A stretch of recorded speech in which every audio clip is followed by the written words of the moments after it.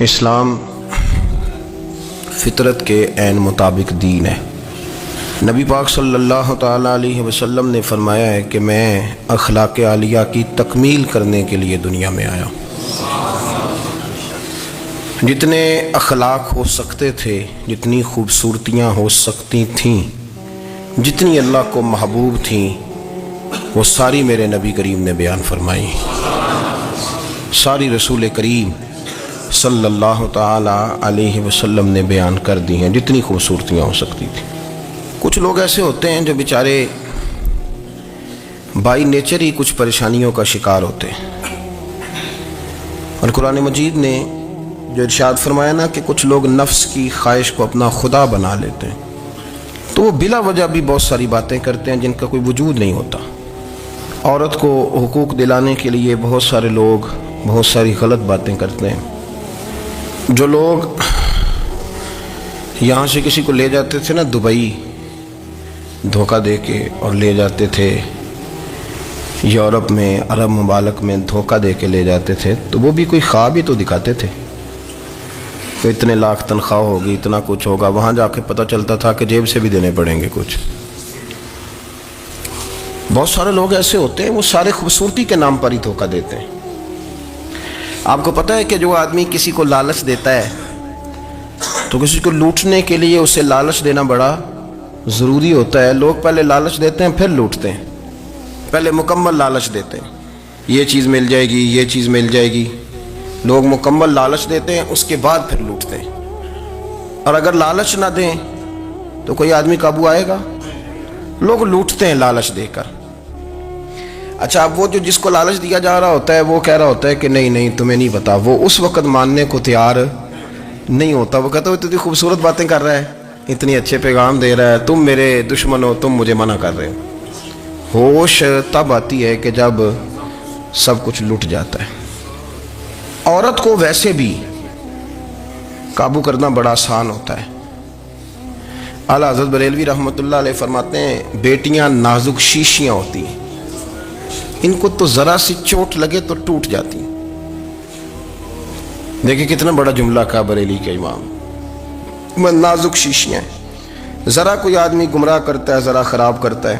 اب دیکھیں نا، یہ جو بچیوں کو بچے مس گائیڈ کرتے ہیں، انہیں بڑے بڑے خواب دکھاتے ہیں، وہ بیچاری ماں باپ کو چھوڑ کے، بہن بھائی کو چھوڑ کے اس کے ساتھ شادی کرتی ہے۔ پھر جو اس کا بعد میں حشر ہوتا ہے، آپ ادلیاں نو سردار پہن تکے تے شرما والیاں نو جھوٹے ڈولیاں دے۔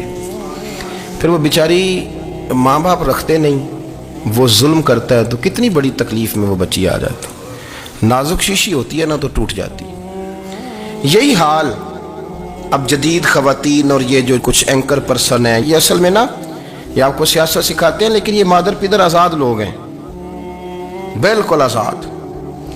یہ تو علماء شور نہ کریں، بات نہ کریں، گفتگو نہ کریں، مشائخ بات نہ کریں، اور یہ جو کچھ سنجیدہ اور دینی طبقہ ہے یہ کوئی شور نہ کرے، یہ تو روڈوں پہ ننگے ہو کے آ جائیں معاذ اللہ۔ خوفناک نظریہ رکھتے ہیں یہ لوگ۔ عورت کو کہتے ہیں تیرے حقوق ہم تجھے لے کے دیں گے۔ مثلاً وہ کون سا حق ہے جو تم نے لے کے دینا ہے؟ میرے نبی کریم صلی اللہ علیہ وسلم اس کو بیٹی بھی بنایا ہے، اس کو بہن بھی بنایا ہے، اس کو ماں بھی بنایا ہے، اسے بیوی کا عالی شان رتبہ بھی عطا فرمایا ہے۔ اور چونکہ بیٹی کا بھی حق بڑا بیان کیا جاتا ہے، بہن کا بھی، ماں کا بھی، اور بیوی کے معاملے میں لوگ سمجھتے ہیں کہ زیادہ بات نہیں کرنی چاہیے، شاید مسئلہ خراب ہو جائے۔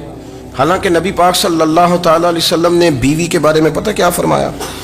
فرمایا جب تم نکاح کر لیتے ہو تو اپنا ایمان محفوظ کر لیتے ہو۔ اب میں اس کی شرح نہیں کرتا، اب خود کر لیجئے گا کہ وہ ایک ایسی شخصیت ہوتی ہے کہ جس کی موجودگی میں آپ کا ایمان محفوظ ہے۔ اب میں نہیں سمجھتا کہ اس سے بڑی بات کوئی اور ہو سکتی ہے، جس کی موجودگی میں آپ کا ایمان، اور بھئی یہ حدیث پاک عرض کر رہا ہوں، نکاح جب کوئی کر لے تو اس نے اپنا ایمان مکمل کر لیا۔ اس کا معنی یہ ہوا کہ آپ کا ایمان محفوظ ہے اس کی موجودگی میں، تو اس سے زیادہ بھی، یعنی ایمان سب سے قیمتی چیز ہے نا، تو اس کے محفوظ ہونے کی وجہ حضور نے نکاح بیان کر دی۔ تو اب میرا خیال ہے بیوی اگر کوئی اس سے بڑا حقوق مانگے گی تو بیوقوفی کرے گی۔ اتنا بڑا درجہ نبی کریم نے اسے عطا کر دیا، اتنا بڑا مقام دے دیا کہ تو خامند کے ایمان کے محفوظ ہونے کا ذریعہ بن گئی ہے۔ عورت کو جو حقوق رسول کریم صلی اللہ تعالی علیہ وسلم نے عطا فرمائے، نبی پاک نے جو حقوق دیے. دیکھیں نا، حضرت عبداللہ ابن عمر رضی اللہ تعالیٰ عنہ کی اہلیہ بیمار تھی، تو جلدی جلدی سے وہ آئے. تو جب بہت جلدی ہو، سفر بڑا شدید تھا، تو آپ نے جلدی سے نماز ادا کی، جلدی سے چلے. آپ کے خادم کہنے لگے حضور خیریت ہے؟ فرمایا میری بیوی بیمار ہے. تو اس نے عرض کی حضور آپ کی اہلیہ بیمار ہے. تو آپ نے نماز بھی جلدی سے پڑھی، سفر بھی جلدی جلدی کیا. تو فرمانے لگے یہ وہ چیزیں ہیں جو ہمیں مدینے والے رسول نے سکھائی. آپ اس کیفیات کو سمجھیں کہ حضور صلی اللہ علیہ وسلم نے درس دیا. اور پھر ایک اور بہت بڑی بات، یہ فضیلت کسی اور کو نہیں دی. جو عورت کو حضور نے فضیلت دی، یہ فضیلت کسی اور کو نہیں دی. کبھی حضور نے فرمایا کہ تمہارا ابا تمہارے ساتھ بہت سخت رویہ کرے تو تم نے اس کو اس سختی پر داد دینی ہے. فرمایا چلو اگر وہ زیادتی بھی کرے تو تم نے اس کے ساتھ سلوک اچھا ہی کرنا ہے. لیکن آپ ایک بات کو سمجھے نا کہ بچے کے بارے میں، بیٹے کے بارے میں، بیٹی کے بارے میں فرمایا 10 سال کے ہو کے نماز نہ پڑھے تو سختی کرو، تمہارا ڈنڈا بھی لٹکنا چاہیے. بہت ساری جگہوں پہ بہت سارے لوگوں کے لیے سختی کا حکم دیا، لیکن عورت کے لیے حضور نے جو جملے کہے، اصل میں ہم سمجھتے ہیں کہ یہ ایک بات ہے، مشہور ہو گئی ہے روایت حدیث، تو بس اس کے پس منظر پر اور جملوں کے حسن پر شاید معاذ اللہ غور کرنے کی ضرورت نہیں. ذرا اس لفظ کی تاثیر پر غور کریں. حضور نے فرمایا عورت ٹیڑھی پسلی سے پیدا کی گئی ہے، یہ ٹیڑھی ہے، تو سیدھا کرنے کی کوشش کرو گے تو ٹوٹ جائے گی. تو حضور پھر ہمارے لیے حکم کیا ہے؟ فرمایا جیسی ہے تم اسی کے ساتھ نبھا کرو. آپ سمجھیں کہ اتنا محفوظ حضور نے درجہ دے دیا بی بی کو، اتنا محفوظ کہ فرمایا غلطی بھی ہو تو میرے غلاموں تم اس کے ساتھ نبھا کرو، گزارا کر لو. کو کیا اور حق چاہیے عورت کو، جس کو اس کی غلطیوں سمیت نبی پاک نے قبول کرنے کا حکم دے دی کہ اس کی کمزوریوں سمیت قبول کر لو. اب اس کو اور کیا کوئی کمزوریوں سمیت قبول کرتا ہے؟ کبھی آپ دکان پہ بیٹھے ہو تو آپ کہیں بھی اس میں یہ بھی غلطی، میرے مال میں یہ بھی کمزوری ہے، یہ بھی کمزوری ہے، یہ بھی کمزوری ہے، تو کر لے قبول. کرتا ہے کوئی؟ کوئی شخص ایسا ہو جو کسی چیز کی کمزوریاں بیان کر کے کہ اسے قبول کرو؟ پر رسول کریم صلی اللہ تعالی علیہ وسلم نے نا ہمیں سبق دیا، حضور نے ہمیں درس دیا، نبی پاک نے ہمیں پیغام دیا. فرمایا یہ ٹیڑھی ہے، سیدھی کرنے کی کوشش کرو گے تو بیچاری ٹوٹ جائے گی، تو اس کے ساتھ نبھا کر جاؤ. آپ میری بات کو سمجھیے گا. چلیں میں اس پر ایک اور بخاری مسلم کی حدیث پڑھتا ہوں. حضرت سلمان فارسی رضی اللہ تعالیٰ عنہ اور حضرت ابو درداء کے درمیان بھائی چارہ تھا. مکے سے مدینے جب لوگ آئے تو حضور نے بھائی بھائی بنایا تھا. ان کے درمیان بھائی چارہ تھا تو ابھی پردے کی آیات نازل نہیں ہوئی تھی، تو لوگ ایک دوسرے کی طرف جاتے تھے. حضرت سلمان فارسی رضی اللہ تعالیٰ عنہ حضرت ابو درداء رضی اللہ تعالیٰ عنہ کے گھر میں تشریف لے گئے تو دیکھا کہ ان کی بیوی بڑی غمگین بیٹھی ہیں. تو ہم نے فرمایا بہن کیا ہوا؟ تو کہنے لگی تمہارے بھائی کو دلچسپی کوئی نہیں رہی، ہر روز روزہ رکھ لیتا ہے اور ساری ساری رات نفل پڑھتا ہے. حضرت سلمان فارسی کہنے لگے ٹھیک ہے کر لیتے ہیں بندوبست. نماز دین ہے کہ نہیں؟ دین ہے نا یہ چیزیں. لیکن حضرت سلمان فارسی جناب ابو درداء سے کہنے لگے آج میں نے تیرے گھر میں رہنا رات کو، کیونکہ وہ تو ساری رات نماز پڑھتے تھے، نفل پڑھتے تھے. انہوں نے کہا ٹھیک ہے. ایک بستر لا کے بچھا دیا حضرت سلمان فارسی کے لیے. سلمان فارسی فرمانے لگے دوسرا بھی لا. کہا وہ کیا کرنا ہے؟ فرمانے لگے تو نے بھی سونا ہے، میں نے بھی سونا ہے، تو نے بھی سونا ہے. عشاء پڑھیں گے اور پھر دونوں سوئیں گے. کہا میں نے تو نماز پڑھنی ہے. فرمایا تہجد کے وقت اٹھ کے پڑھیں گے، اللہ کے رسول بھی رات آخری حصے میں جا کے نماز پڑھتے ہیں. ادھر ساتھ سلا لیا. وہ تھوڑی کو دیر سوئے، اب عادت تھی ساری رات اٹھنے کی. ذرا اٹھنے لگے بستر سے تو حضرت سلمان فارسی فرمایا چپ کر کے سو جا، وہ بڑی رات پڑی ہوئی، چپ کر کے سو جا. وہ لیٹ گئے، پھر اٹھنے لگے تو فرمایا سو جا چپ کر کے، بڑا ٹائم ہے. سحری کے وقت اٹھے، نفل پڑھے. ان کا ارادہ تھا روزہ رکھنے کا. تو فرمانے لگے کل رکھا تھا نا نفلی روزہ؟ جی رکھا تھا. پرسوں بھی رکھا تھا، ترسوں بھی رکھا تھا.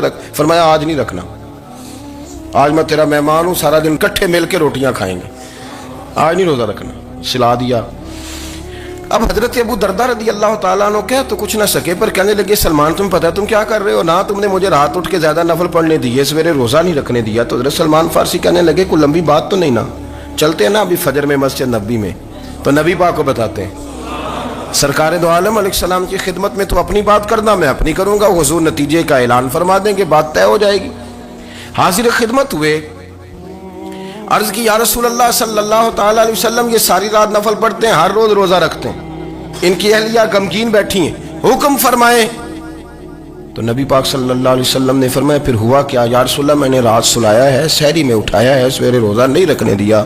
نبی پاک نے فرمایا سلمان فارسی نے ٹھیک کیا ہے، سلمان فارسی نے ٹھیک کیا۔ پھر حضور نے فرمایا، نبی کریم نے فرمایا ابو دردہ تیرے اوپر اگر اللہ کا حق ہے، اس کے رسول کا حق ہے، دین کا حق ہے، تو فرمایا تیری آنکھ کا بھی تیرے اوپر حق ہے، تیرے وجود کا بھی تیرے اوپر حق ہے۔ یہ حضور نے فرمایا تیرے بچوں کا بھی تیرے اوپر حق ہے، تیری بیوی کا بھی تیرے اوپر حق۔ اس حق کو بھی سمجھے، حقوق اللہ بھی ہیں، پر تیری آنکھ کا بھی تیرے اوپر کیا مانا کہ تیری آنکھ سونا چاہتی ہے تو اسے سلا بھی، تیرے وجود کا بھی تیرے اوپر حق ہے، تو تیرا وجود آرام کرنا چاہتا ہے تو اسے آرام بھی کرا۔ اور